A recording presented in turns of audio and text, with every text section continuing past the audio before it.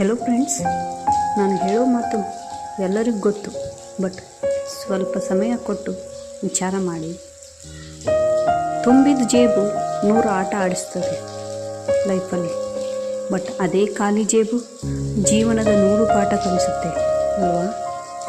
ಹಾಗೆ ಬಿಟ್ಟು ಹೋಗುವವರೆಲ್ಲ ಹೋದ್ರೇನಂತೆ, ಆದರೂ ಸಾಗುತ್ತಿದೆ ಈ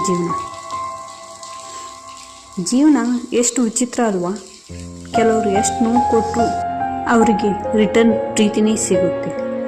ಬಟ್ ಕೆಲವರಿಗೆ ಜೀವನ ಪೂರ್ತಿ ಪ್ರೀತಿ ಕೊಟ್ಟರು ಅವರಿಂದ ನೋವೇ ಕಾದಿರುತ್ತೆ. ಬಟ್ ಉದುರುವ ಎಲೆ, ಅರಳಿದ ಹೂವು, ಉರಿಯುವ ದೀಪ ಎಲ್ಲವೂ ಹೇಳುವುದೊಂದೇ, ಯಾವುದು ಶಾಶ್ವತವಲ್ಲ. ಅದಕ್ಕೆ ಫ್ರೆಂಡ್ಸ್, ಜೀವನದಲ್ಲಿ ಸಣ್ಣ ಪುಟ್ಟ ವಿಷಯಗಳಲ್ಲಿ ಖುಷಿ ಕಾಣಬೇಕು. ನಿಜ ಅಲ್ವಾ ಫ್ರೆಂಡ್ಸ್?